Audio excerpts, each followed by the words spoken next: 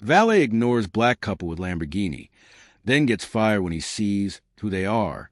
See what happens next in the video. James and Amara Collins were not your average couple. In their mid-30s, the two had built one of the most successful tech security firms in the country, Quantum Shield.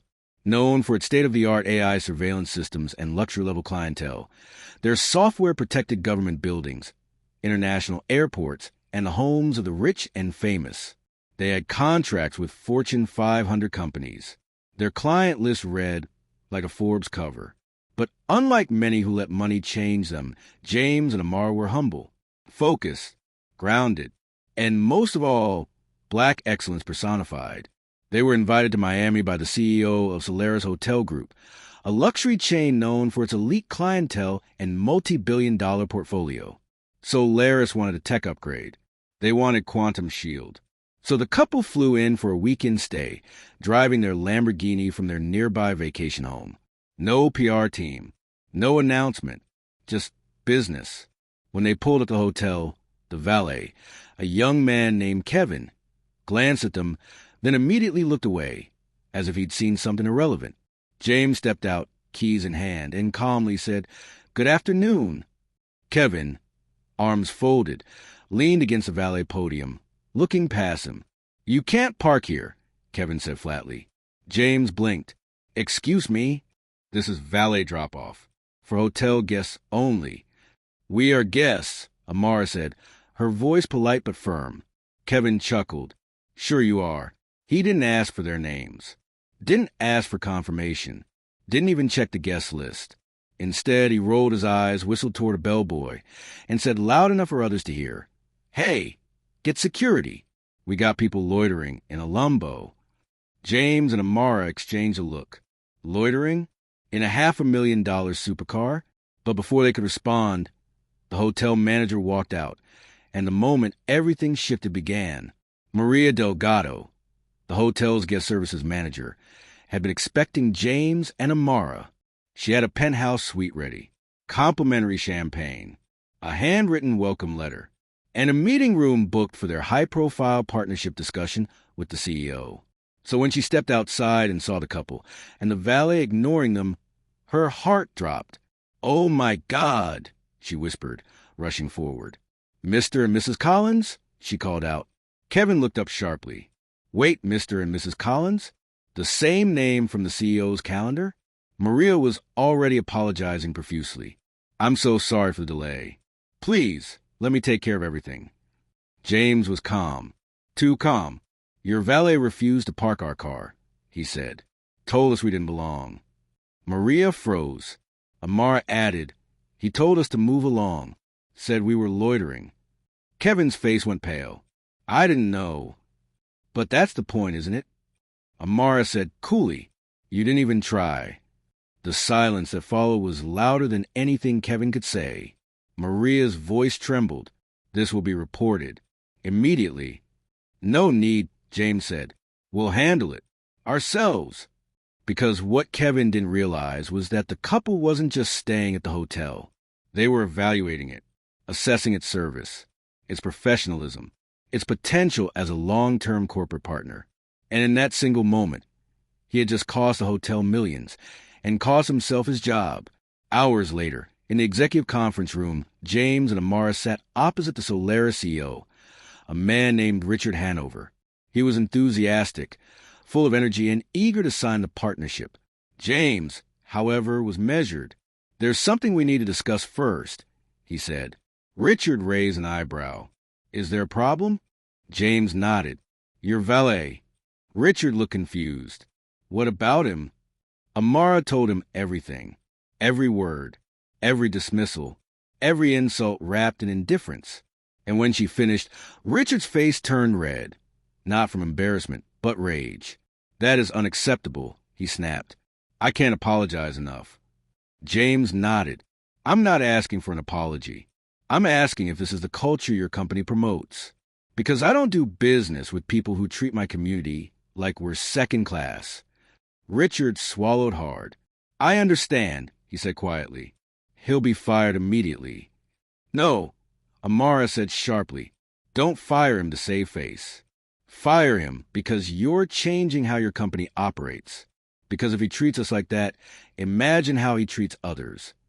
And with that, the meeting shifted from business to something far bigger. Kevin was fired, not just fired. His actions were made a training example for every Solaris location. New protocols were introduced: bias training, accountability reviews, inclusive hiring. And while Kevin ran it online about cancel culture, the internet had other ideas. The story went viral because someone had filmed it. The footage showed Kevin standing still while the black couple waited beside a Lamborghini. It showed the hotel manager rushing out. It captured everything, and the comments came flooding in. So tired of black people having to prove they're worthy. He saw the skin, not the car. Glad they handled it with class. But it wasn't about the firing. It was about awareness. Amara later spoke at a conference, saying, "We weren't upset he didn't recognize us. We were upset he didn't care who we were." That's how racism operates. Quietly, passively, under guise of mistaken identity. We weren't mistaken. We were profiled. Today, James and Amara continue to thrive. They signed a partnership with a different hotel group, one that made diversity part of its brand. And Kevin? He disappeared into anonymity. A reminder that arrogance and prejudice often burn bridges you didn't even know you were standing on. But the lesson lingers. Never assume, never judge, and always remember, respect costs nothing, but disrespect can cost everything. So the next time you see someone step out a luxury car or walk into a 5-star hotel or sit at the head of the boardroom table, check your assumptions, because you just might be in the presence of greatness, the kind that doesn't need to prove anything to anyone. The fallout from the viral video didn't end with Kevin's firing. Local news stations picked up the story, but what made it explode on a national level was a tweet from a prominent black journalist. She posted a still frame from the video with the caption, "Black excellence doesn't need your permission to shine. It only needs your respect." The tweet gained over 5 million views in 24 hours. Suddenly, everyone had an opinion. Celebrities weighed in, activists shared similar stories, and think pieces were published in major outlets like The Atlantic and Time. But for James and Amara, the point wasn't to go viral. It was to be seen. Amara sat down in a live interview with CBS this morning and said, "We didn't share our story to humiliate anyone. We share it to highlight how deeply baked in bias still is. In places that claim to be progressive, inclusive, luxurious, racism doesn't always scream. Sometimes it shrugs." And that line, "Racism doesn't always scream. Sometimes it shrugs," went on to find the entire situation. It was printed on T-shirts, quoted in college lectures. It became a slogan for a movement focused on exposing passive bias in elite spaces. Meanwhile, Solaris Hotels scrambled to control the damage. They reached out again to James and Amara with a personal letter from the CEO. It included a re-offer of partnership, plus a rebranding plan that would involve Amara in a leadership capacity as a DEI, diversity, equity, and inclusion consultant across all their resorts. But the couple declined. "We don't work where we're tolerated," James said. "We work where we're valued." Instead, they launched a new initiative, Elevate Access, a nonprofit dedicated to training front-facing workers across luxury industries to recognize bias and respond with respect. It was funded with a $10 million seed investment from their company and partnered with hospitality schools, tech companies, and advocacy groups. The Valet story had become a spark, and James and Amara were turning it into fire. What Kevin didn't realize in the moment he chose to ignore that couple was that he wasn't just offending two people. He was insulting a whole generation of black professionals who had endured similar slights. People began sharing their own stories online.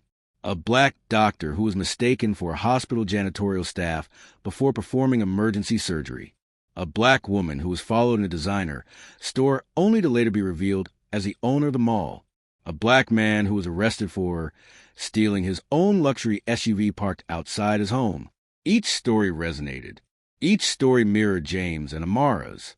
Each story echoed the same painful truth. Success does not exempt you from racism. But what set this moment apart was how James and Amara chose to respond. Not with rage, but with resolve. They didn't shout. They didn't fight. They didn't need to. Their presence alone, dignified, wealthy, brilliant, was a rebuttal to every assumption Kevin made, and their dignity exposed his disrespect far more powerfully than any confrontation ever could. Months later, a surprising turn of events happened. A letter arrived at Quantum Shield's office. It was handwritten. The return address, a small apartment complex on the outskirts of Miami. It was from Kevin. Inside, the letter read, Mr. and Mrs. Collins, I don't expect forgiveness, but I do owe you both an apology.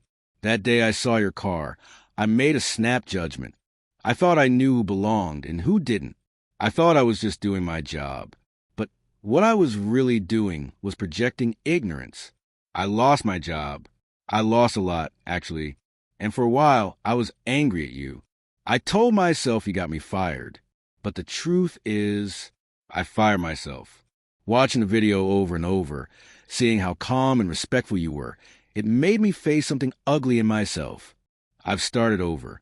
I'm working with a community center now, helping other young men like me unlearn what we've been taught about success, about race, about who belongs where. I still think about that day a lot. I just wanted to say thank you, not for what happened, but for what you taught me. Kevin. James read the letter twice. Then he slid across the desk to Amara, who read it silently, her eyes misty. She whispered, Maybe change is possible. James nodded. It starts one mind at a time. James and Amara's story became one of the defining stories of the decade, not because of the drama, but because of the dignity. They continued building their company, continued traveling, continued mentoring young Black entrepreneurs. In fact, Elevate Access eventually partnered with dozens of major hotel chains, including some of Solera's biggest competitors, implementing training, educational modules, and even internship pipelines for underrepresented youth. They didn't just change the hotel industry. They changed the narrative. And every time someone asked them about the Valet incident, Amar would say with a smile, that moment didn't break us. It revealed us. Their Lamborghini, once a symbol of perceived arrogance to one man, became a vehicle, literally and symbolically, for Black excellence, success, and the power of showing up with grace in the face of disrespect. The truth is, we live in a world that still too often sees color before character. But stories like James and Amara's remind us that respect is not something to be given after credentials are revealed. It should be the starting point of every interaction. No one should have to prove they belong just because their skin isn't what you expect behind the wheel of a luxury car. So the next time someone steps into your workplace, your store, your hotel, or parks in front of your valet stand, check yourself, because the people you overlook might just be the ones who sign your next paycheck or own the building you're standing in. And if you're ever tempted to judge by appearance, remember this. Black wealth doesn't always come loud. Sometimes it comes quietly, confidently, and on 24-inch custom black rims. After the viral incident, James and Amara weren't done making moves behind the scenes. About 2 weeks after the video broke the internet, James held a closed-door meeting with the executive board of Quantum Shield Holdings. They discussed not only the media attention, but also the long-overdue topic of visibility in elite corporate spaces. James stood before the room of board members, most of whom were white men in tailored suits, and made his point clear. This moment isn't just about a valet. It's about how Black wealth is still questioned. It's about how the presence of Black success still feels out of place to some. That ends here with us. He proposed an internal campaign called #UnmistakablyOurs, a branding initiative spotlighting Black professionals, engineers, innovators, and leaders within the company and beyond. They would feature these stories in commercials, print ads, and speaking events. It wasn't about clout. It was about clarity, about telling the world that Black excellence is not new, not accidental, and not rare. It's just been ignored. The board voted unanimously in favor. That's the thing about real power. It doesn't yell. It walks in and shifts the room. The aftermath didn't stop with James and Amara's company. The viral moment created ripples throughout the service industry. Hotel associations, restaurants, and luxury car dealerships started reviewing their customer service protocols. Anti-bias training that had once been a checkbox became mandatory in many national chains. Universities began inviting James and Amara to speak at commencements and diversity panels. Students cheered as they walked onto stages once dominated by a single narrative of what success should look like. One memorable keynote address was at Stanford, where James said, "Black success is not a surprise. It's a certainty when we remove the barriers built on assumption." And Amara added, "If you're still shocked to see us in luxury, you've been living in a small world. Let us introduce you to the rest of it." Their speech earned a standing ovation, and a new generation of students left that auditorium more inspired than ever. Part 13, Kevin's Redemption Journey. Months passed. Kevin's life had changed drastically. He lost his job, faced public backlash, and even had family and friends question his character. But the letter he sent wasn't just a one-time apology. It marked the beginning of something deeper. He started attending local workshops on implicit bias and racial equity. He volunteered with Elevate Access, humbly serving in background roles. He didn't try to be the face of anything. He just listened, learned, helped. Eventually, Amara invited him to speak at a private Elevate Access workshop, not as a cautionary tale, but as an example how reflection can lead to transformation. Kevin stood in front of a group of young hotel staff trainees and said, "I thought I knew better. I didn't. But I'm here to tell you, don't make someone prove their worth to you, because by the time you see who they really are, it might be too late." For the first time in a long while, Kevin felt purpose. A year to the day after the Valet incident, James and Amara returned to Miami, not to the Solaris Hotel, but to a rival five-star establishment where Elevate Access had just completed its pilot staff training. As they pulled up in their sleek, midnight black Lamborghini, the same one from a year before, two young valets in crisp uniforms rushed forward, not out of fear, not out of disbelief, out of respect. One of them, a tall black young man named Rashad, grinned and said, "Mr. and Mrs. Collins, welcome. We've been expecting you." They smiled. This moment felt different, not because they were recognized, but because they were understood. They exited the car, walked through the lobby, and were met with smiles, nods, and warm greetings. No assumptions, no side eyes, just the kind of hospitality that should have always been standard. At the rooftop lounge, a staff member handed them a commemorative champagne bottle. On the label, a quote was printed in gold letters. "Respect should never come after recognition. It should come first." Amara Collins. They toasted, not to revenge, but to revolution. Today, James and Amara continue to build their empire, but their greatest accomplishment may not be the billions in contracts, the sleek offices, or the luxury cars. It may just be the world they're helping shape, where black ambition is not doubted, but expected. They've sponsored hundreds of scholarships for young black professionals entering the hospitality, tech, and legal fields. They've built community centers and funded documentaries on black entrepreneurship. They even purchased a controlling stake in a major luxury resort brand, quietly replacing executives who failed to meet diversity goals and quietly uplifting those who have been overlooked for too long. Their philosophy is simple. We're not here to prove ourselves. We're here to build a world where no one has to. And that Lamborghini? It still sits in their garage, but now it's more than a car. It's a symbol of resilience, of excellence, of what happens when black power refuses to be ignored. So the next time someone sizes up a person by their skin, their clothes, their accent, or their presence, remember this story, because you never know who you're looking at. It might be a billionaire. It might be a builder of empires. It might be the person whose vision will redefine the world you live in. And if you're the one being overlooked, walk taller, drive slower, smile wider, because your worth doesn't change just because they can't see it. It only becomes more powerful when they finally do. Like my video and subscribe my channel for more daily videos.